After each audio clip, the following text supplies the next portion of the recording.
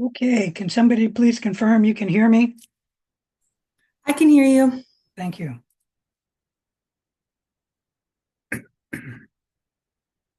All right, before we begin, are there any questions?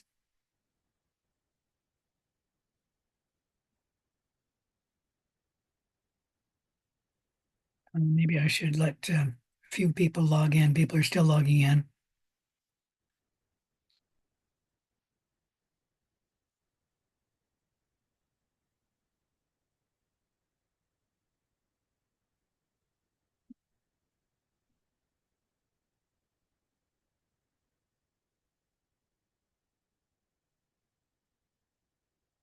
Somebody just logged out.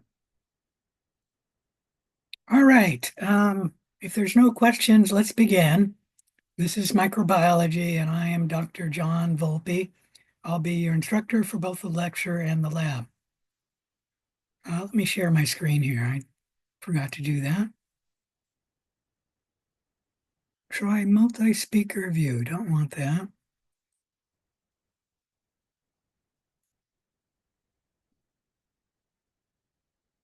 All right, you should be seeing my screen now. Excuse me a minute. Um, if there's no questions, let's go on.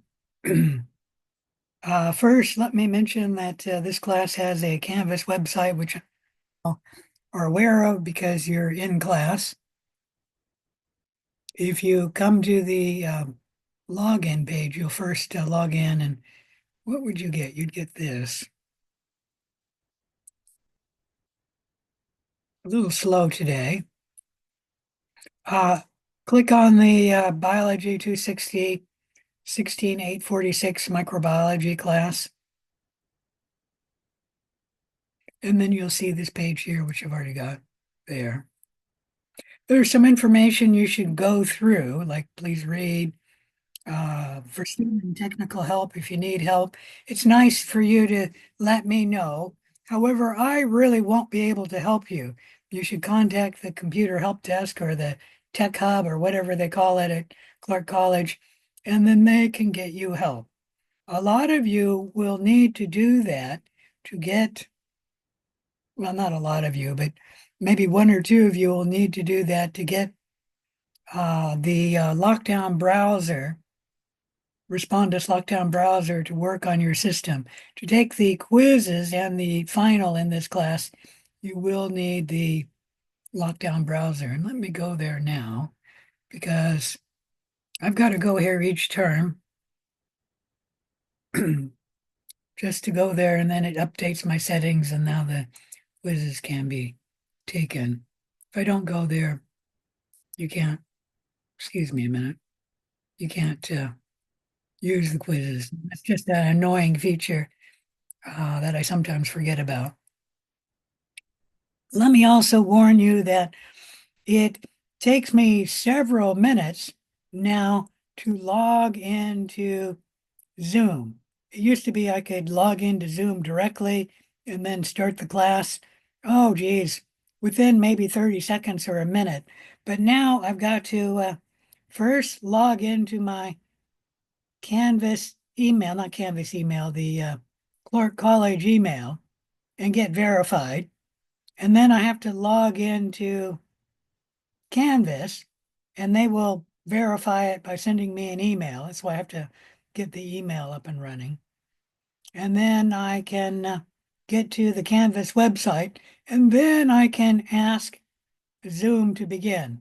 So this will take me about 5 minutes to log in. And so I'm a little late logging into class. It's because I am used to the older system where you could log in directly and do it within a minute.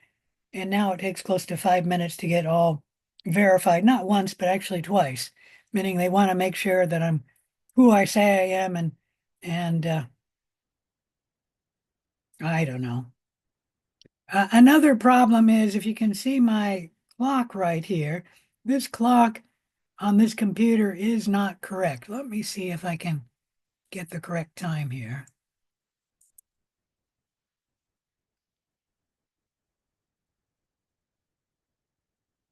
This computer is always, oops, I didn't do that right, is always a little bit on the slow side. Well, actually, this term, it must be updating the time. Usually it doesn't update a time on its own. It is almost right on. So I don't have that excuse to be late. But um, I still have the excuse that it takes me so long to verify my existence. And you need the computer, the email, Canvas website, Zoom, and your phone to get this class up and running. And that's why it takes me so long. So if I'm a little bit late, just keep at it. I will get there. And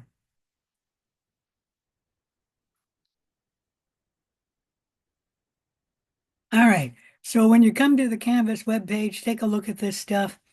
There's modify your Canvas site. It's mainly to update information. So you will be sent an email or a text message right away when I change something on Canvas, which I won't do unless there's an error or there's a change in the schedule. Here is a link to my YouTube website. If you do not see the Zoom meeting live, then you should go to my YouTube website and see the class. I do expect you to either participate in the Zoom meeting, meaning be there, and or attend the class through my YouTube website. There's an information about Zoom. If you don't know about Zoom, there's a Zoom invite. And since you're all here, I assume you got the invitation that I sent you in the email.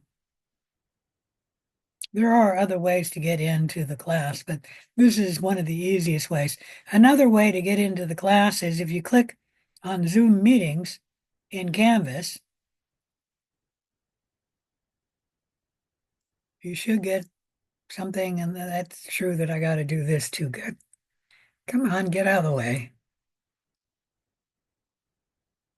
And I have to do this when I'm logging in all the time too. And then you should see MicroLecture and MicroLab for the day and just click on it. And you should be able to get into the class that way. If that doesn't work, then you should be able to click on all my Zoom meetings and then this page will show up. Let's see what else. That's something we'll talk about in the lab. Uh, the lockdown browser requirement, you do need to download Respondus lockdown browser to your computer. It works in most students, but every term or every other term, I have one student where lockdown browser does not work on their computer. And usually all the students have to do is change a setting on their computer to get the lockdown browser to work. And what you can do if it doesn't work on your system is to contact the technical help, the computer tech hub, and they're very good at getting it running and on your system. I've only had one student in all my years of teaching with Respondus Lockdown Browser who did not ever get it working on their system. And this student wasn't doing what I suggested she do, so I'm not certain that she actually did what the Tech Hub suggested that she do to get it for running. So she's the only student I ever never got it running.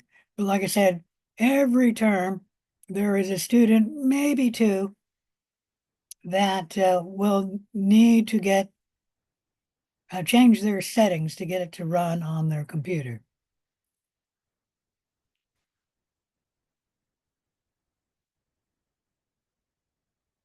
You should take the practice exam to make sure that Respondus Lockdown Browser is working on your system. Because if you wait for the quiz, quiz one, and then you contact the Tech Hub, they will likely be closed by the time you contact them.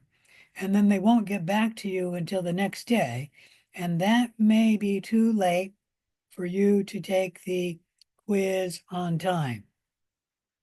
Any question about any of that? All right. So, like I said, if you take the practice exam, then you'll make sure that Respondus Lockdown Browser is up and running on your system. And if it's not, it's not a problem. I can easily go in and adjust the date of the practice exam, practice quiz. But for the other quiz, you may not take it more than 2 days late because after 2 days, the answers will show. And after 2 days, you will not be allowed to take the exam because the answers are showing. Any question about any of that? All right.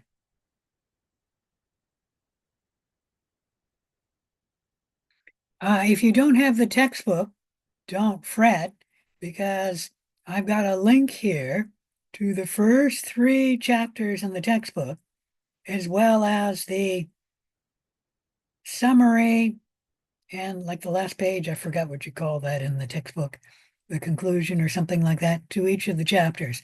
But the other chapters are not in this link, and that's because of copyright concerns.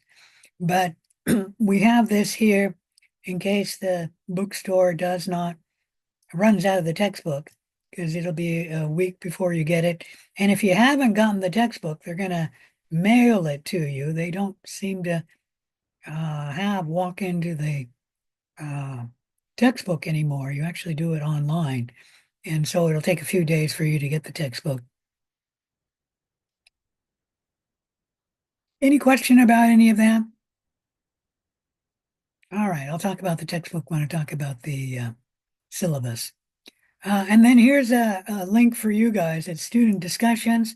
This is a link that a student asked for a long time ago, and I thought it was a good idea. A place for students to discuss different topics about the class, to communicate with each other. If you want to form an online study group, you can post that here. You can also post other stuff like complaining about the class and how mean your instructor is. You can do that here. Generally, I won't look at the student discussions and I will not answer any questions here unless somebody has asked a question and a student answered and I look at it and I said, that's not the right answer. That would be the only time I will actually post an answer here. If you want me to answer the question, you should actually email me the question. And you should send it to Canvas, and I'll talk about that in a little bit. Why you want to form a student discussion group or a student study group is that I will give you extra credit if you do, and you meet the objectives of the study group, which let's go on to that right now. Form an extra credit study group. Oops, that's not the right one. That's the sheet, not the group. There it is, extra credit study 2 for week 2. Form a study group with a classmate and study together, not work together on an assignment. You need to do it for at least a half an hour per session. For each session, you need to submit a document to the extra credit folder. This is this right here. In the correct week, include your full name and the full names of everyone in your group. Tell me when you studied, the date, what you studied, for how long you studied. You may not study for this week's lab and will receive a penalty if you do so. So don't get together and then work on this week's lab. This is someplace to study. And I don't have that in here. I have to update this one. This is a little older one. You should also quiz each other, and that will be an added there it is. It says you should be quizzing each other. This is going to be added in here that it is required that you now quiz each other to get the extra credit point. And each week I'll give you an extra credit point for something like 8 or 9 weeks for 8 or 9 points. And if everything is submitted and it's all good, you get an extra credit point for that study session for everyone in the group. You should be studying something that you'll be tested over, and you cannot wait to the last week and then submit it 9 times to get 9 points. You'll only get 1 point. So you need to do it each week. And then I've got a reminder for what to submit right there. And I'll add the statement that you need to, let me make a note of that to make sure I get it done. That you need to study. The whole point of this is, quiz each other.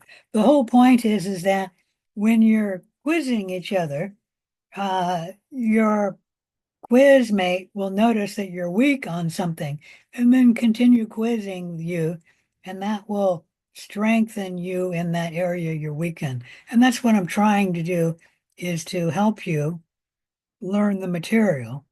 And it works well when you're working with somebody and quizzing each other or even studying together. If you do it by email, for example, that will not work well, and you will not get credit for email. To do this, you need to do it either live, sit down in person, which we're an online class, so I expect nobody to do that. But you can do that. Some people get together and do that. They meet usually at a coffee place or a muffin place or college.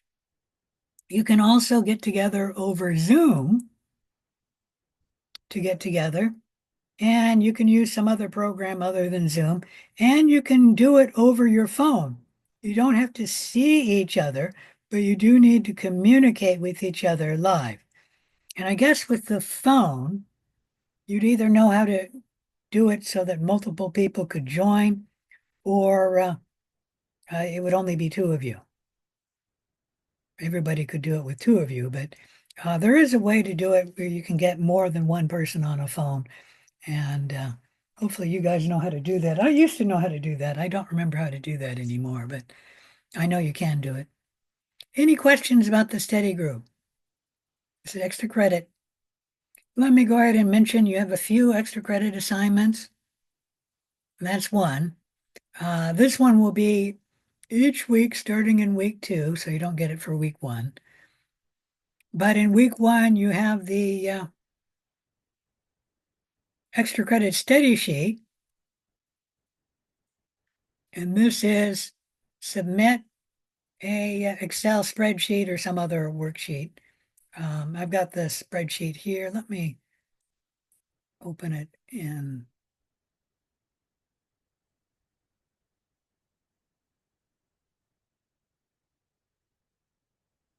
Well, I might not be able to find it quickly.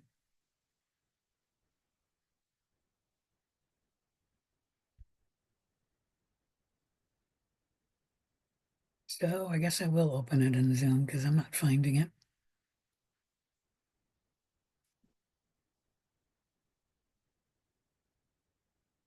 Probably best to download it because then it'll show better. Put it down. Oop. There you go. So the first tab says schedule, and this is your daily schedule. You should put in everything you do. Like, let's say you get up at 7 a.m., say get up, eat, I don't know, 8 o'clock, take off for work, 9 to, let's say 9 to 5 at work. And then you come home, make dinner, 6 o'clock, and then you do something like study from 7 to 8. And then 8 to 10, you watch television to relax. You can just say relax. And then at 10 o'clock, you go to bed. So this is your daily schedule. Okay. And then you do need to fill this out for 3 points, by the way. And then on log 1, you give the time that you're studying in microbiology on log one, which is for your study schedule for microbiology for week one. If this is the same study schedule you use for all week, for all term long, you can just state that up here and only turn in one. However, if on week two you're going to have a different schedule for studying, then put your study schedule on week two. And this one, you're only going to be putting in when you're studying, which, what did I say before? Something like 8 to 10? No, I think it was 6 to 8. So that's all you put in here. So this doesn't need to be filled out with anything other than your study schedule for that week. And if you have a different one for week two, put it on log two. A different one for week three, put it on log three. If you have it different for each week, just click this button here and add another tab. You have to enable editing, sorry. There we go. I've never had somebody need to have more than three, but if you need it, I guess it should be after week three. Put it there and just keep adding them. Any question about that?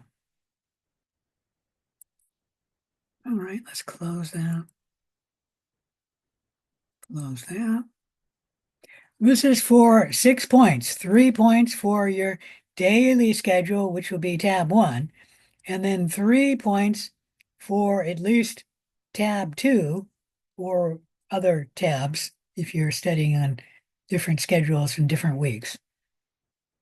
If you only turn in one tab, the maximum point you'll get is 3 points. Any question about that? This extra credit assignment, it's out of zero because it's going to be worth up to 6 extra credit points. And to be extra credit, it has to be out of zero.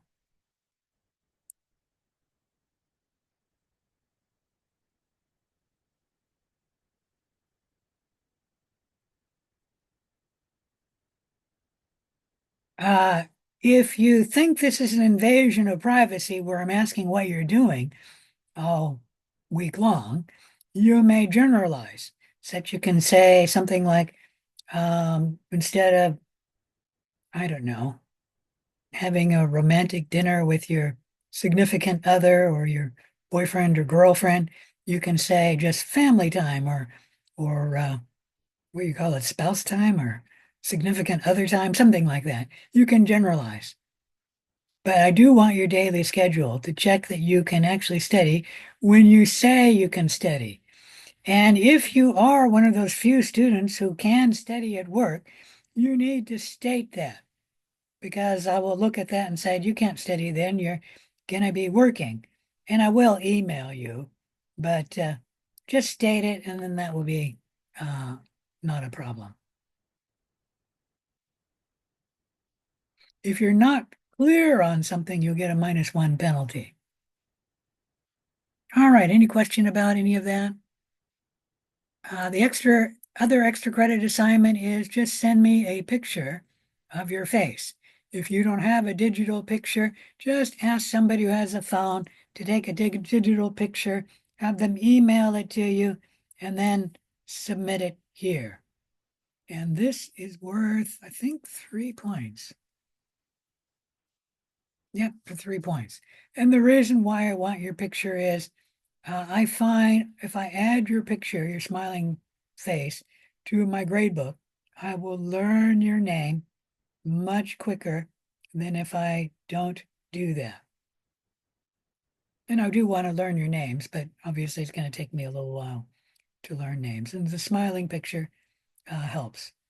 And just send me a digital picture, or you can scan something or take it with your own phone or what. Ask somebody to take it with their phone and then just submit it here. Any question about any of that? All right, let's move on. All right, Play G quiz is due in week one. We'll talk about that.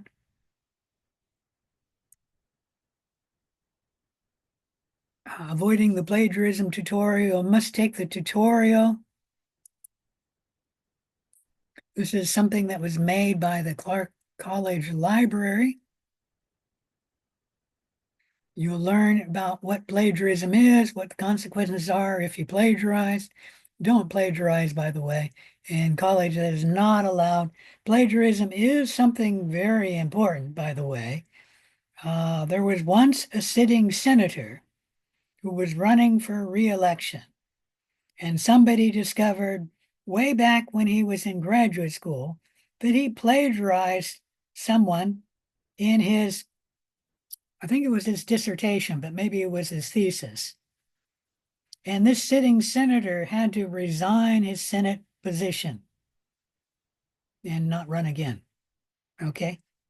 Another example of plagiarism is Joe Biden, the very first time he was running for the presidency, which was a long time ago. I don't remember when it was. He had to drop out of the race because he plagiarized a British politician's speech. They were friends, and the British politician shared his speech with Joe Biden, and Joe Biden gave the speech, and he never stated that it wasn't his speech, that he was copying the speech from this British politician, who I don't think I ever knew who his name was. And when he was caught plagiarizing, he had to drop out of the race for the presidency. Okay, so plagiarism is important. If I catch you doing a major plagiarism, you get a 0 on that assignment. Okay, if it's a minor plagiarism and you put in like a simple sentence and then didn't say where it came from, didn't put it in quotes, that's what you should do. Put it in quotes and state where you got it from. That is allowed. That is not plagiarizing. And you must state where you got it from. So put it in quotes, state where you got it from. That includes if you're working together with your study buddy, you should put it in quotes. If ever you're using somebody's words, more than 3 words, you should put it in quotes and state where you got it from. Otherwise, it's plagiarizing. A minor plagiarizing, I'll probably mark you down 10%. This material on the plagiarism was made before AI became widely available. So it does not discuss citing AI. Let me remind you that I do allow you to use AI in this course. However, even if you write it in your own words, you must cite where you got the information from, meaning you must cite the AI.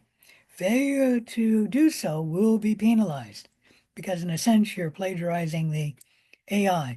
And normally, if you write something in your own words, it's not considered plagiarizing. But with AI, it is. Don't ask me why that's a little different, but it is. And I do want to keep track of who is using AI and what you're using it for, and how many of you are doing that.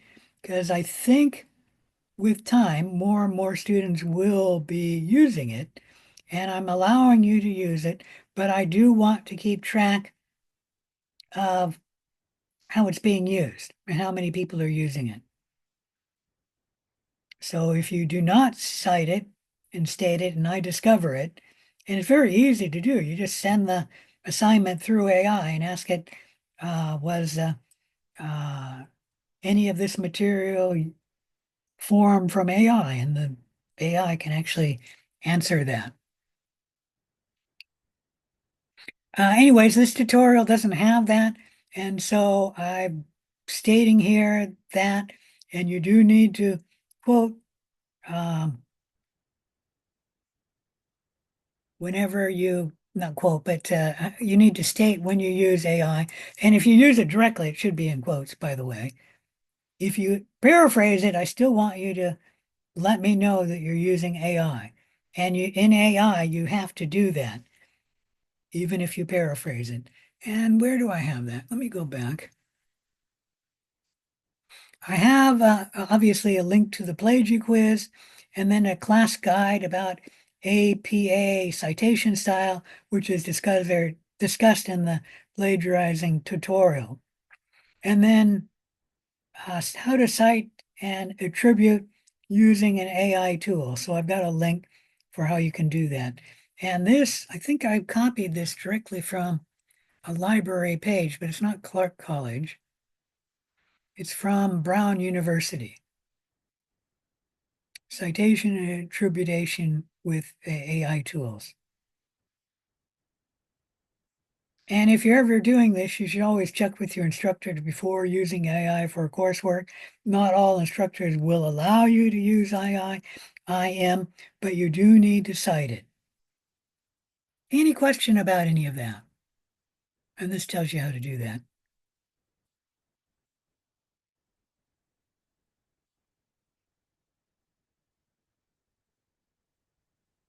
How to chat, how to cite with the Chat GPT.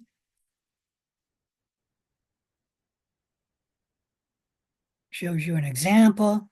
So in your full references, you should put OpenAI, the year, which actually today would be 2024, whatever version of ChatGPT you have, and then large language model, and then give a link to the AI, chat, openai.com chat. And then in the, that's in the full references. In the body of your work, you should have an in-text citation, and you would go OpenAI, comma, 2023 for this example. Any question about any of that? All right.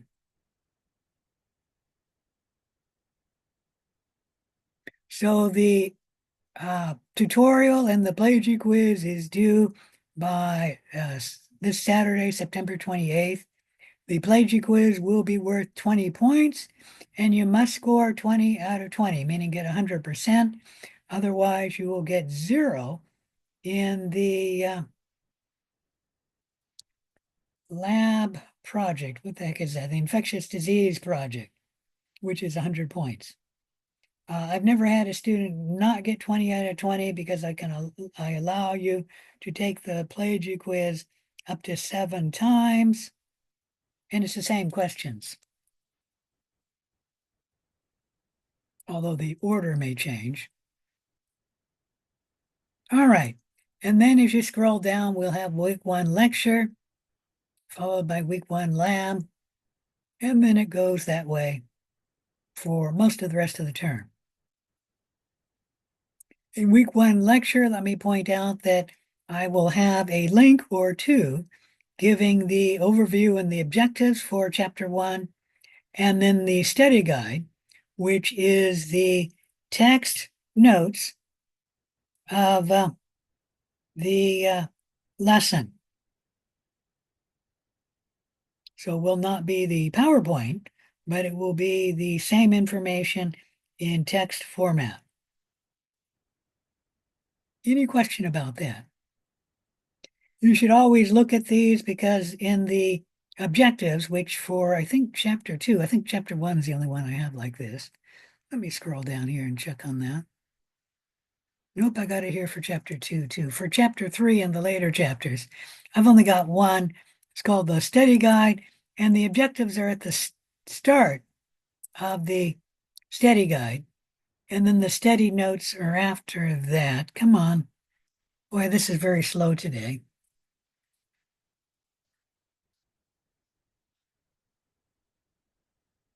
Let me refresh that.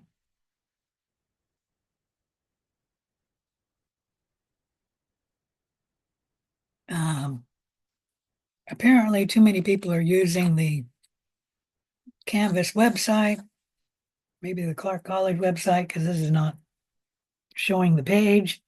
And it says it's talking, but it's not getting there. Oh, there it is, trying to get there. Anyways, at the top of the page, there will be the objectives, and beneath that will be the study notes. And I'm going to get out of here because it's not loading. Any question about any of that? All right, if not, let's move to the syllabus.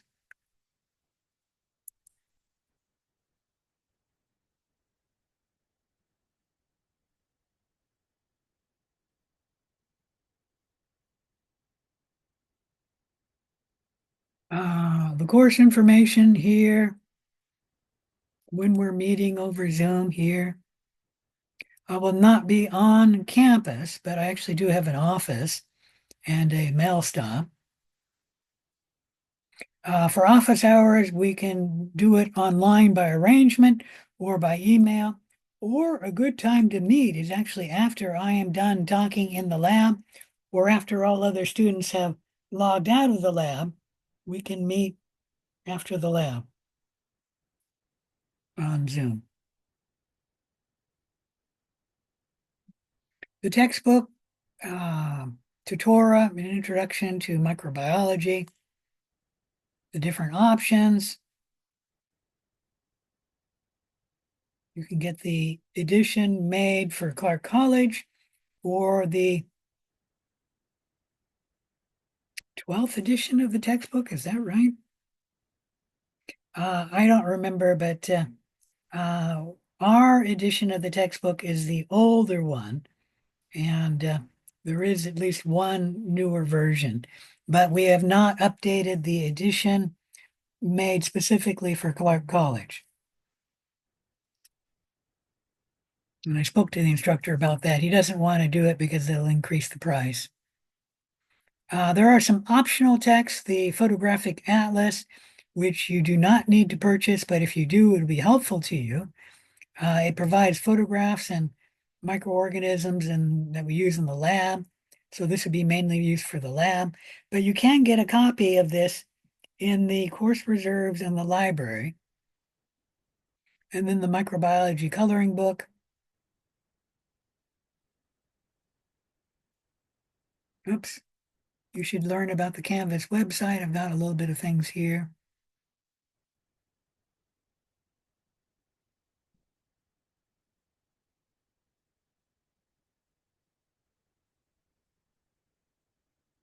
Course description and student outcomes, I'll let you read about that. Course policies and suggestions. If you are ill, contact me and I'll help you keep on track in the online class. Please contact me prior to any due dates to make arrangements for late work. If you contact me after the due dates, there is no guarantee that you will not get a late penalty for turning something in late. And by the way, you cannot turn in an assignment late in Canvas, but you may email me a late assignment. Send it to my Canvas email. I forgot to mention that. I prefer the Canvas email. If you send it to the Canvas email, I'll check it at least once every other day. If you send it to the clark.edu college email, I'm only going to check that maybe twice a week. Okay. So if you want a quick response, send it to the Canvas email. If you don't care when I respond, you can send it to either email. But I will not be checking the clark.edu email very often because I get a lot of junk mail in the clark.edu email. And I just noticed when I was logging into the class that I have a whole bunch of emails. Some of them could be students. And I'll have to take a look at it. That's why I kept this up here. But you can see I've already got for today and yesterday about 20 emails. And that's why I don't check this one because most of it is garbage.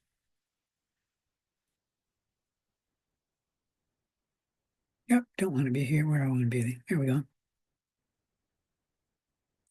So use my Canvas email,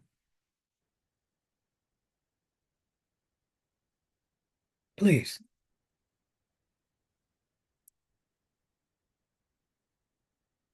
So if anything's turned in late, you got to email it to me. Preparation for class, you should get prepared for class. You can read about that. Cell phone, not important with the online class. What is important in the online class is you mute your microphone whenever you unmute it. I've got it set up so automatically when students log in, you will be unmuted. And then to speak, you need to You are muted when you log in. I might have said that wrong. And then to speak, you need to unmute your microphone. And then when you're done speaking, just mute it again.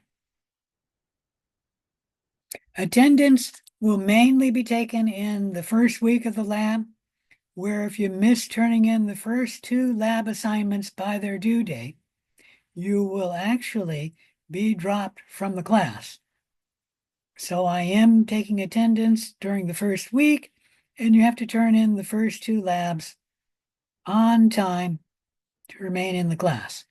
And the due date is actually 5 a.m.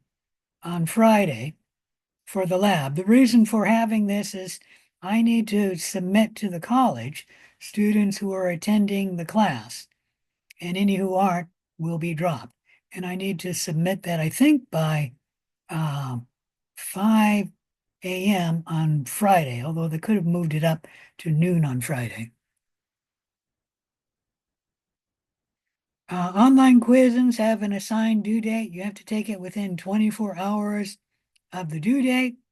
If you miss it, you may not be allowed to take it, make it up. And if you try to take it beyond 44 hours after the due date, you will not be allowed to take it. Okay, because the answers will be showing. And there I've got a little thing about artificial intelligence. AI is used in this class. However, if you ever use AI, you must state it, put it in quotes, and provide a reference for where you got it. In a sense, you are quoting the AI. Even if you paraphrase, you must state it. Okay, with AI, you have to state it even if you paraphrase, put it in your own words. Failure to state it and provide a reference, I will give you a penalty. And let's see. But you are allowed to use AI in this class.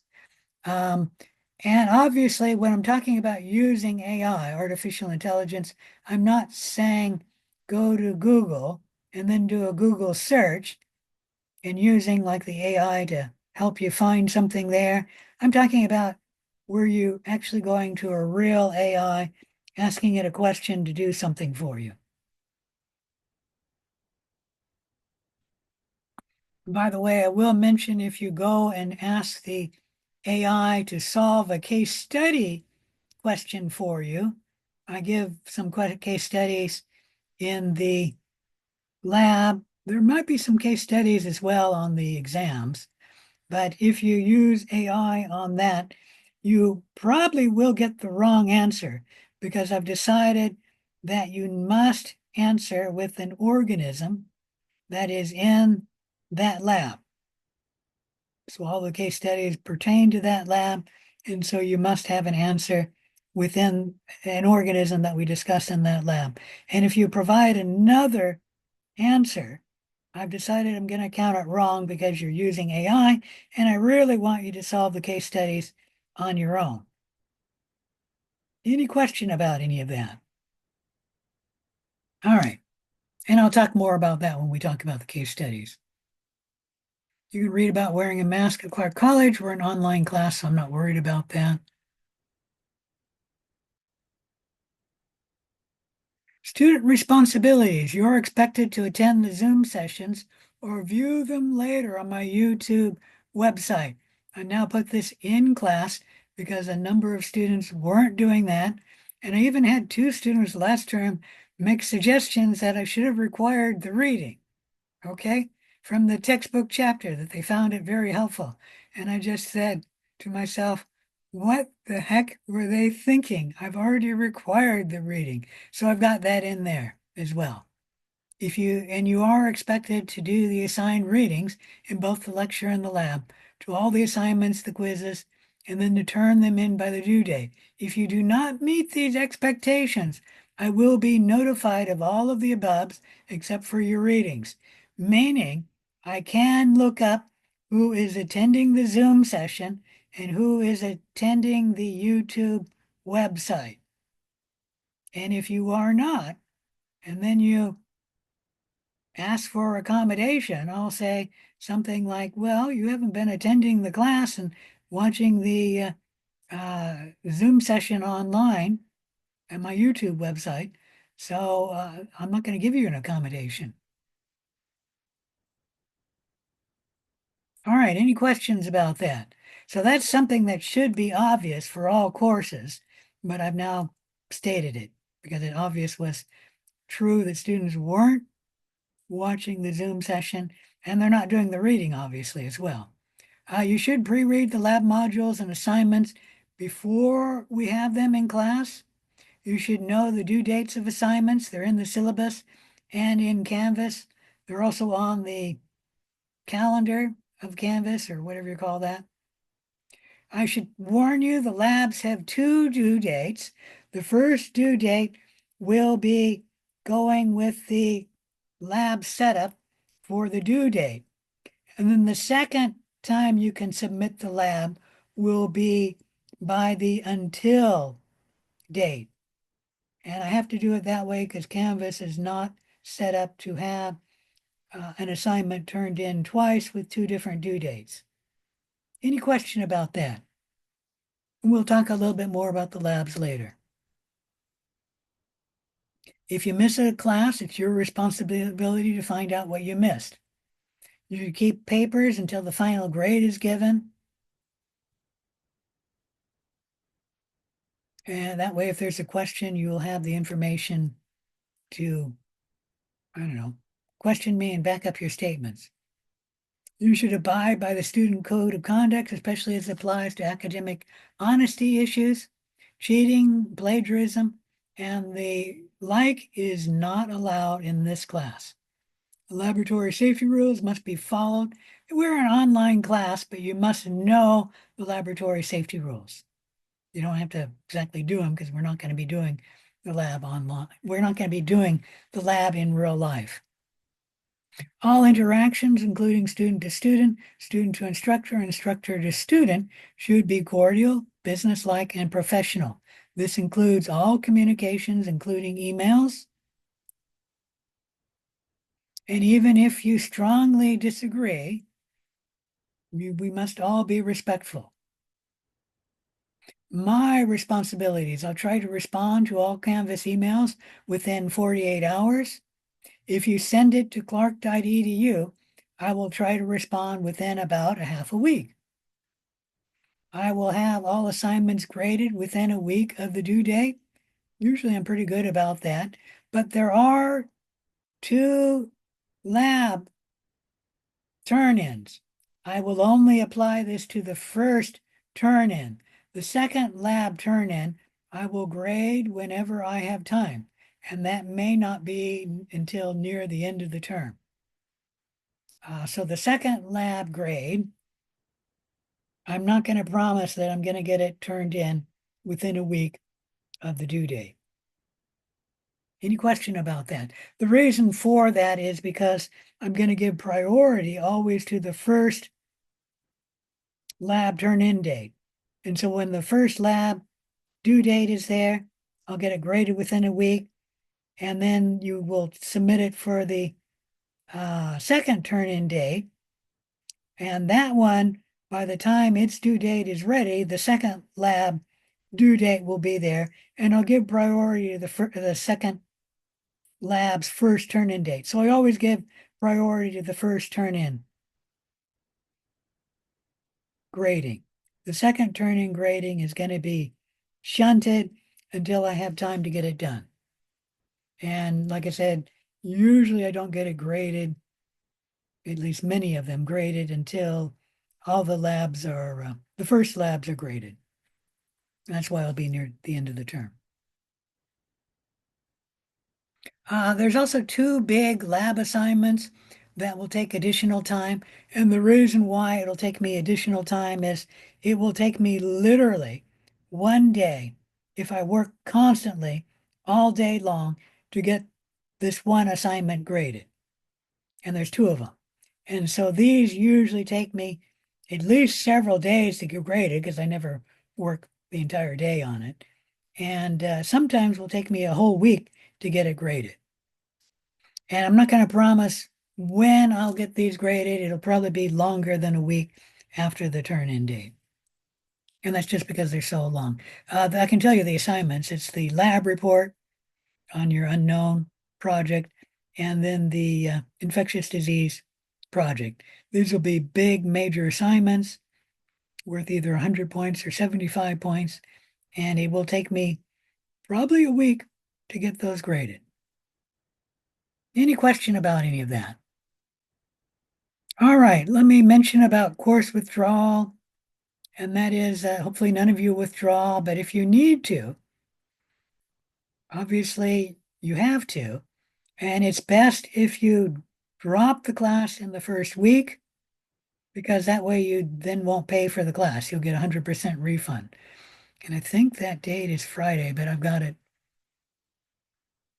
someplace, a link to it. Um, there is something now where you can get a 50% refund. Somebody can correct me if I'm wrong on that. And I don't know when that due date is. So it is best to withdraw from the class as early as you can.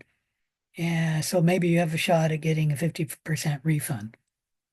Any question about any of that?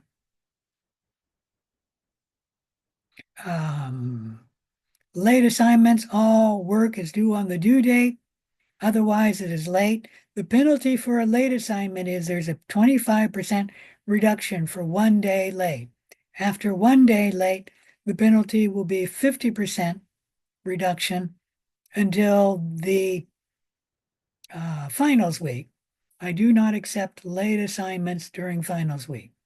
So after 1 day late, all the way up to finals week, you'll be marked down 50% for the late assignment. Student conduct, essentially don't cheat, don't plagiarize, and you'll be fine. Where am I? You should follow your rights as in clark.edu, Clark Community about policies, meaning the um, acceptable and unacceptable behaviors outlined in the Clark Student Code of Conduct. I've already mentioned about cheating. Etiquette for Zoom, I've already talked about that. I usually don't have trouble, so I'll let you read about that.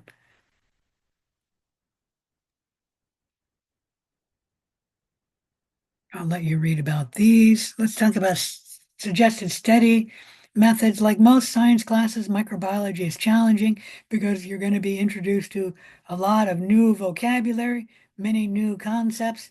You will have several assignments at the same time. You may feel stressed, especially in the middle of the term. This is normal, but many students say this is one of their most enjoyable classes. To alleviate some of the stress, please understand the commitment you're about to undertake. To be successful, you must set aside sufficient study time and actually study. Although sufficient is different for different students, for your average student, we're going to be meeting about 3 hours per week in lecture and 4 hours per week in lab. So 7 hours per week, and then you'll need to spend 14 hours outside of class on this class, studying, working on assignments, preparing for quizzes, doing the labs.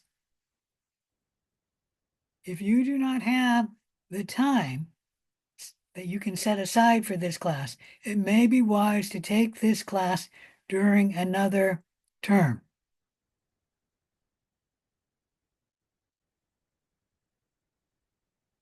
I'll let you read about fundamental principles and comprehension questions. Here's a list of suggestions to help you study. Study in manageable chunks of material, only a section of a chapter at one point in the study guide at a time. Unless you're brilliant, trying to learn too much at once can be counterproductive. Use concept mapping. There's a link here to help you with that. Be organized. You're going to have several concurrent assignments. Use 10 to 15 minutes before class to skim both the previous class notes and those for the upcoming class. This will help you remember where we left off and will get you into the proper mindset before class. Come to class. That sounds simple, but many instructors, including yours, have noted a strong correlation between attendance and grades. Obviously, quizzes will be on material covered in the lecture. Listen in class. Sounds stupid, but many of us either tune out during the lectures or are so busy taking notes, we aren't actually listening to what is being discussed. The work you do during lecture will largely determine your success in the quizzes and the final. So what you should do is take sketchy notes and then go over your notes later, filling in the details. You should go over your notes as soon as possible, within one day. If you go over your notes later than one day, you will no longer have short-term memory and you will not be able to add to your notes. And if you take sketchy notes, this will allow you to listen and think instead of writing during class, forcing you to actively think as you're copying your notes. This study method may even cut down on your study time.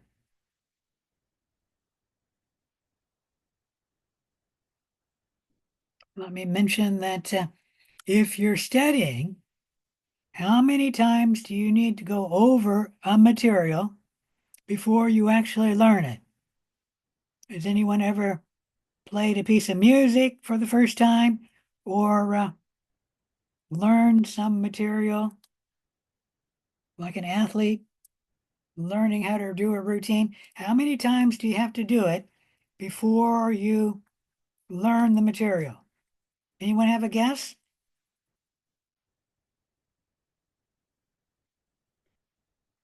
Anyone gonna guess? 5 times? No. That's a good guess, but it's actually much more than 5 times. Like somebody who's trying to learn the piano piece, they have to repeat it more than 5 times. An Olympic athlete who's trying to learn a new routine, they have to repeat it more than 5 times before they learn it.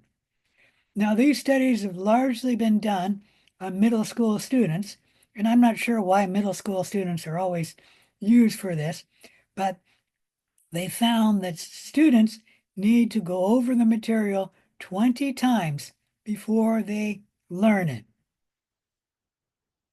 Now, you're an adult. If you want to learn this material, you can learn it faster than 20 times, assuming you're actively trying to learn it, but you will need to repeat it.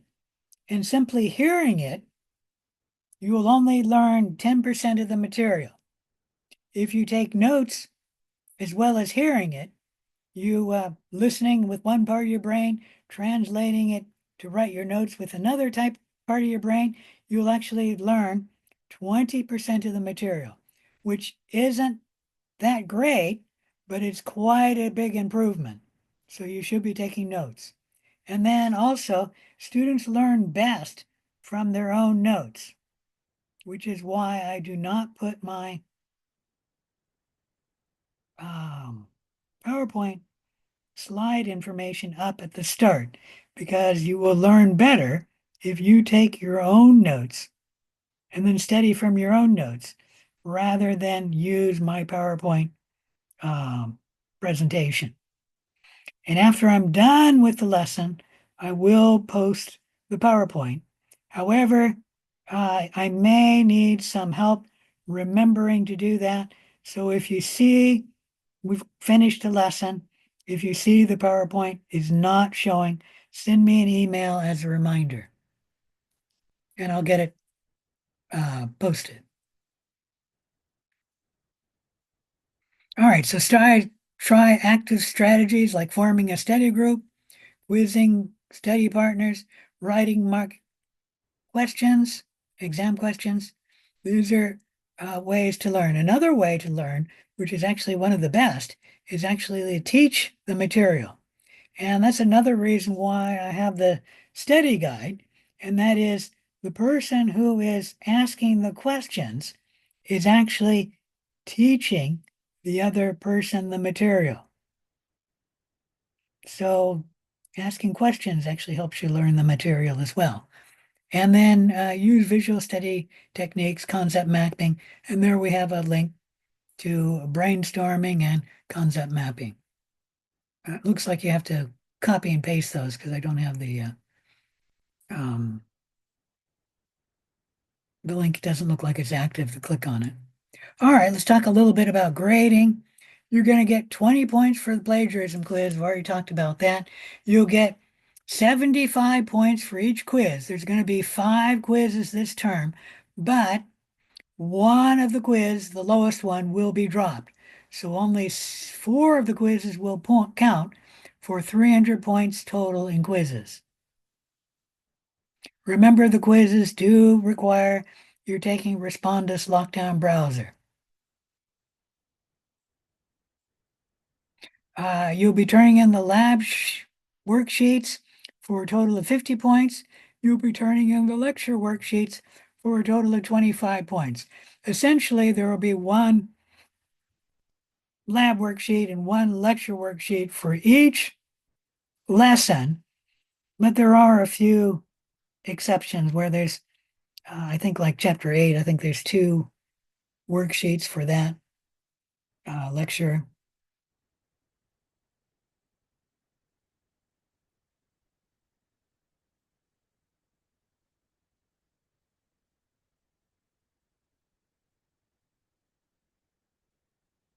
There's the identification of the unknown bacteria. This is a lab report worth 75 points.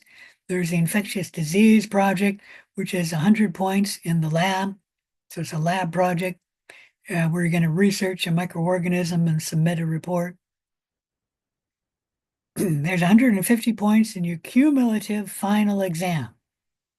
There will be mostly multiple choice fill-in questions, but there will be approximately there will be a few fill in the blank or essay type questions.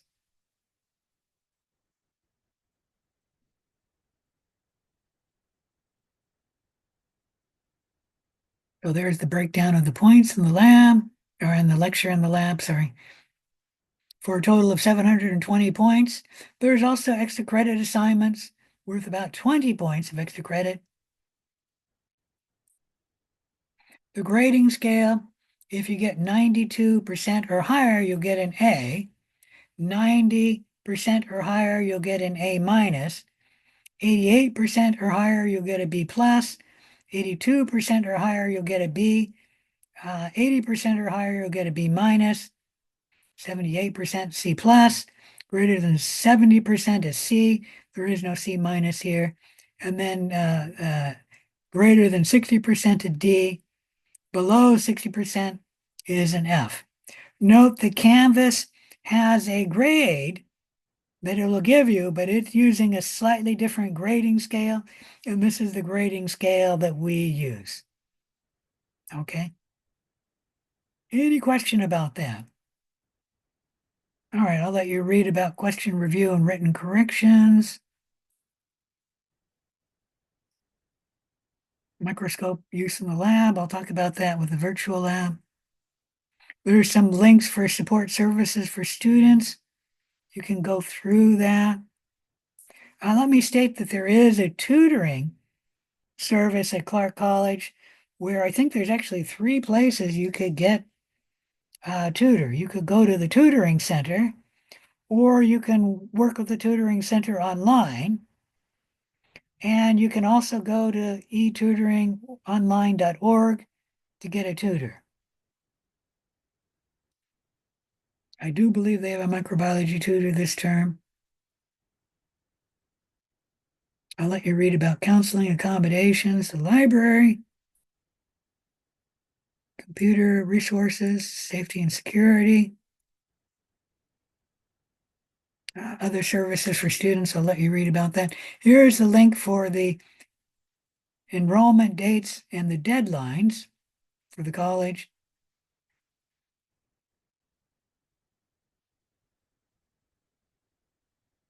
One-stop assistance. Let you read about reasonable accommodations and religious conscience. Using the camera on Zoom is not required.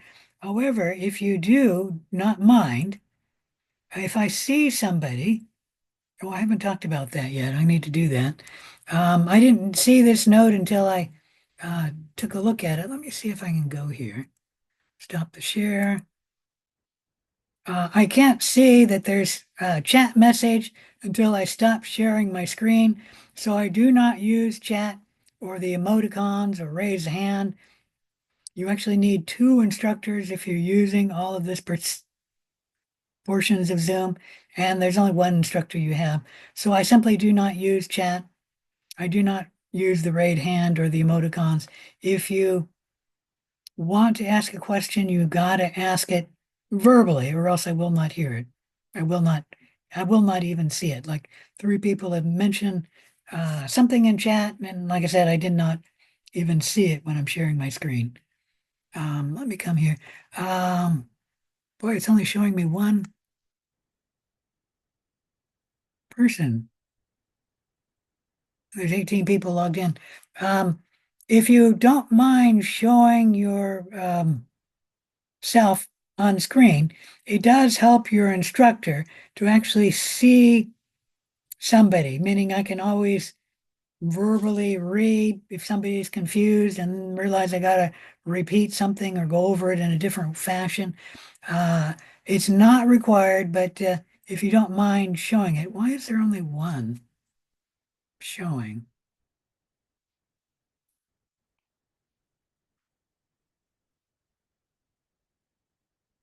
Everybody's got it turned on, except for Stephanie, which she's got only a blank screen there. All right, picture. All right, let me get back to sharing my screen.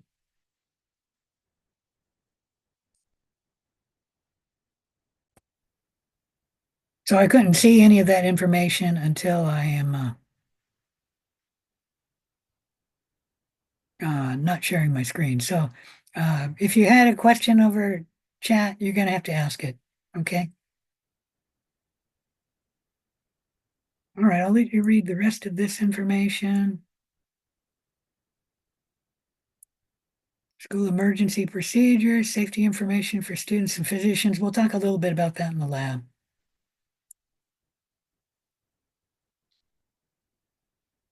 We'll talk about this. Let me talk a little bit about that. Words of advice and comfort. Sometimes it seems like your instructors are your enemies. It is true that we must maintain standards so that we cannot always accommodate you. However, I do want you to know that we all want you to succeed, and that one of the joys of teaching is interacting with you, our students, getting to know you and helping you achieve your academic goals. So if you have a problem, a complaint, or a concern, come and discuss it with me or us. Don't let them fester. They usually only get worse. Also, because of COVID-19, I'll understand that there could be additional stress level. I'll keep that in mind. And like I said, my goal is to help you and help you enjoy this class and be successful. And maybe if you're lucky, you'll even find some joy and fun in the class. The lab safety rules I'll talk about in the lab. And then at the very end of the syllabus, I've got the schedule. On the schedule, I have the lecture reading and what we're covering. So we talked about technology session, the syllabus. I'm almost finished with that. Tips for success, a little bit about scientific vocabulary, and then we'll talk about chapter 1, the microbial world and you, and a little bit about chapter 10. And that's the left side. We also have the quizzes on the left side there in yellow. The first will be the practice quiz on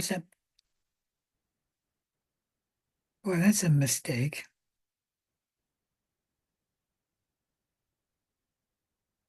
I think that's October 2nd. Let me look at my calendar here. I've got September there and it shouldn't be.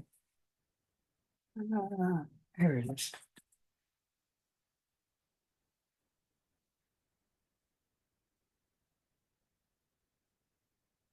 I actually have both of them there. This is the 24th. Yeah. We're going to be October 1st for our second week, and the quiz will be Wednesday. So it'll be October 2nd for the practice quiz. And then on the right side, we have the laboratory information. Any question about any of that? You are expected to do this reading as well as read the lab modules, which would be lab module 00 and lab module 01. Any question about any of that? Now, this has the major assignments due dates, like the unknown project is due at 11:59 p.m. on Saturday, November 30th. Please understand that you also have a worksheet to both the lecture and the lab, and they're usually due on Saturday at 11:59 p.m. of the week of the lesson. And that is not shown in the schedule because every Saturday you'll have that worksheet for the lesson. Any question about any of that? All right, let me change that right there.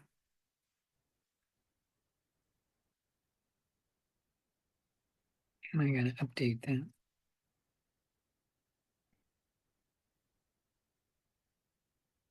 My pen isn't writing.